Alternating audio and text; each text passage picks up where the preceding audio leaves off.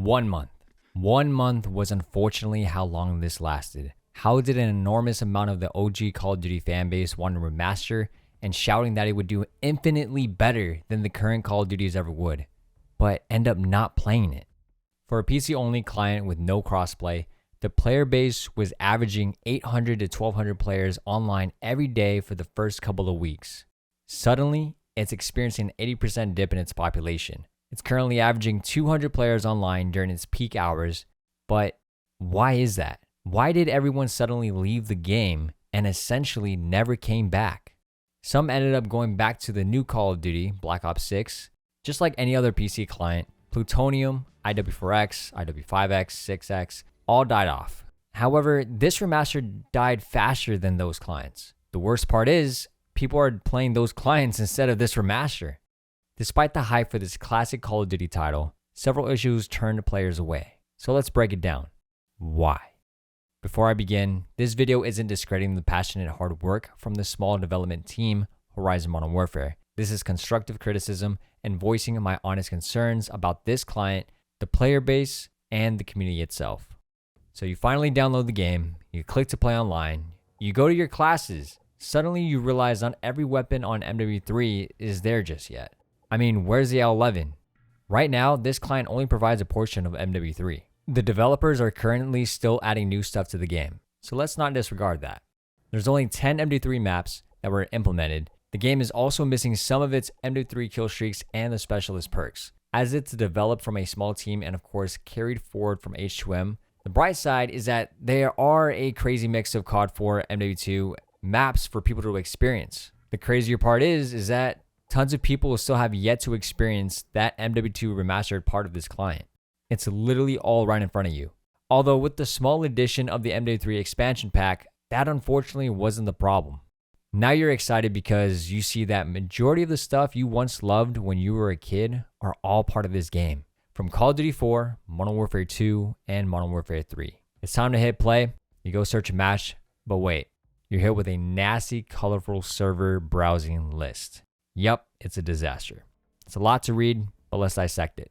Adding matchmaking is easier said than done when it comes to these clients, hence why Plutonium, IW4X, and such don't have it. But let's look past it for now and focus on what the servers are providing. Servers with 24/7 Dome, Shipment, and Rust were shortly dominated because Camo grinders flocked to these small chaotic maps to rack up kills for the weapon challenges. Fun for some, but it's repetitive, leaving other servers deserted. This made map variety very stale. Felt like I was playing the same 5 maps over and over again. For the players that played it, you know you had the same 5 rotations as I did. Hard Hat, Mission, Dome, Shipment, and Rust. There are 46 playable maps in Modern Warfare 3 Remastered. Why are we playing less than 10 more than half of the time? Better yet, why do we praise most of these maps are good, but we never want to play any of them? Personally, that just infuriates me. But back to the topic. As Camo grinders play a part of the client's population, I mean, hey, as a sniper myself, us snipers, we are guilty as well. There were way too many sniper-only lobbies at one point, catering to a niche crowd and fragmenting the player base, leaving the purpose of the client stranded. With those 2 diverse players alone, there were more issues at hand. Every player played a part of the client's population, from the Camo grinders, the snipers, the sweats, the 9-to-5 dudes that are just trying to chill and relive the glory days. All together, help populate the game.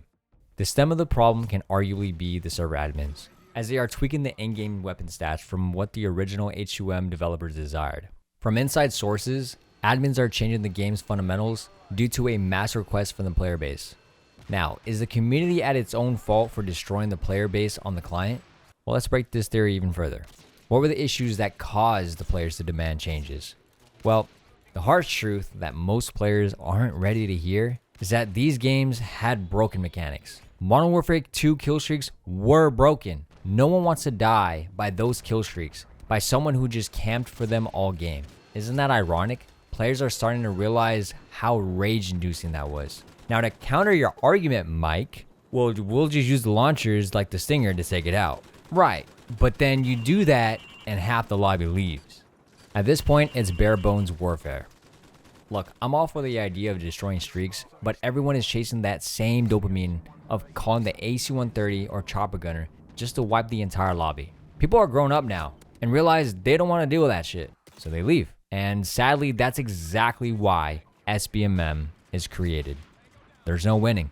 You can try to come up with a solution, but then the core argument drives straight back into, well, you're changing the game from what it used to be. It won't be the same. No matter what, not everyone will be happy towards the end, and it will drive a good portion of the population away. The fun part is stomping noobs, not playing competitively in our 30s and thinking, yeah, I need to prove another grown-ass man why I'm better than him at Call of Duty. I mean, dude, how delusional can we be?